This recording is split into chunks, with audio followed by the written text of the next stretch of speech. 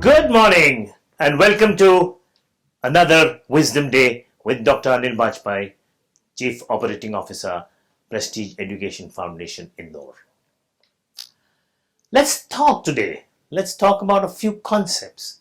I know a lot of you are management students. If not management students, you're working managers, young and not so young.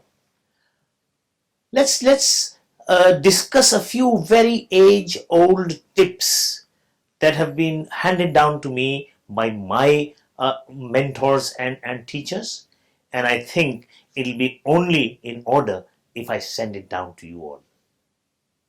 I should not leave this planet without having shared this. What are these little tips? I don't claim authorship of what I'm going to say now for the next few minutes.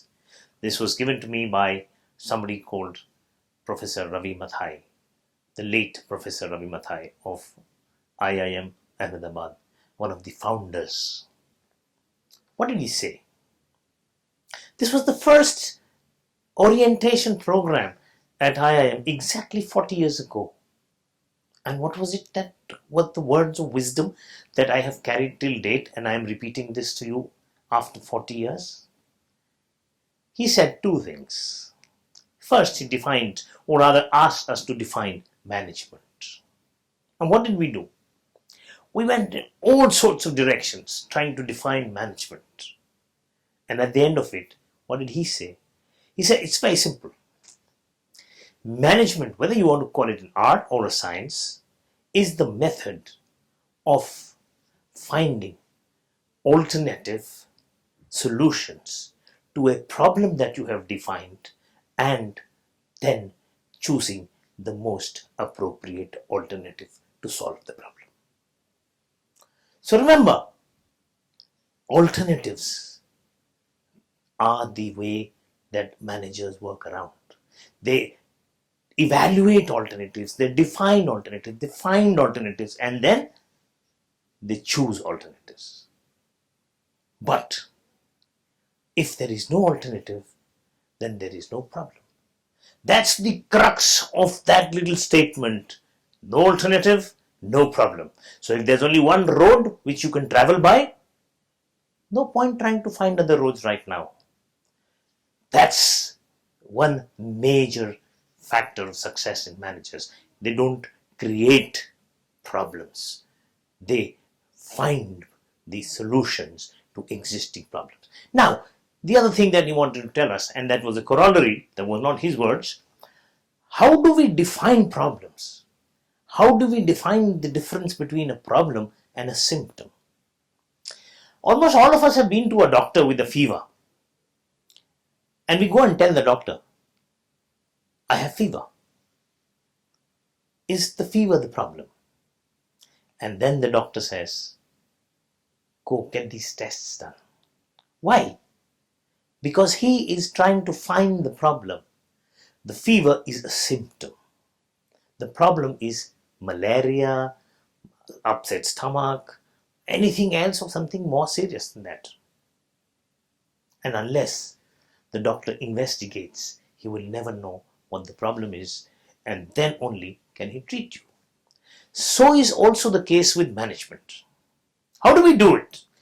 Sales are coming down. Is that a problem? No. Sales are coming down is a symptom. Symptom of a problem that exists somewhere else, not in the sales department. That could exist in the marketplace, that could exist in production, that could exist in your pricing, that could exist in the quality management. So you have to actually break it down and figure out where the problem is. So the most difficult part of the manager's job starts with problem definition. And once you define the problem, then you have to find alternatives to solve the problem. If there are no alternatives, there is absolutely no problem. You have just one way to go. What was the other thing that Dr. Mathai told us? The other thing he said was, choose between skill and attitude. And he said, high category skill but poor attitude will not get you anywhere. However, if you have slightly lower skill but you have a very, very top class attitude that will take you to places. That's the sauce, the secret sauce for success. So I've kept these two things with me all my life for the last 40 years, and I have succeeded fairly well both in the marketplace and in my life by not searching for problems, rather trying to unravel symptoms, find the problem beneath and look at the alternatives and evaluate them. The other concept that I want to leave with you all today, and that's a very important one. We always kind of forget this, and this is more so for some kind of professions like maybe the education sector, maybe the medical sector, maybe the service sector. It's more so, very much more relevant. What is it? Customer focus. Do we really know who is paying our bills? Who is keeping our kitchen fires burning? In the medical profession, it's the patient. The patient comes, pays us for our advice. In the education system, it is the student or the student's parents which come and pay for the tuition. In any other service sector also, this is the customer that comes and pays. Even in product marketing, the customer pays for the product.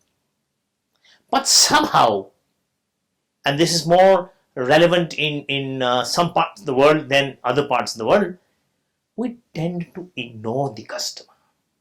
We tend to take him for granted. We tend to treat him not the way it should be. Just to put you an example. All of you have been in schools. All of you have been in colleges. How many times in your career of school and college did you enter the director's room or the principal's room? I bet only when you were called, and that too either for a reprimand or for a reward. Otherwise, you tried to stay absolutely clear of that room. Why so? Aren't you the most important customer to Mr. Director of the college or Mr. Principal of the school? If that be so, why should he be so far away from you? Why couldn't he get close to you? Why couldn't he look after you like he was looking after his own children? That's the message I want to carry on. We in India have always prided ourselves in service. We have been the best in service sector. We have not done so well in product.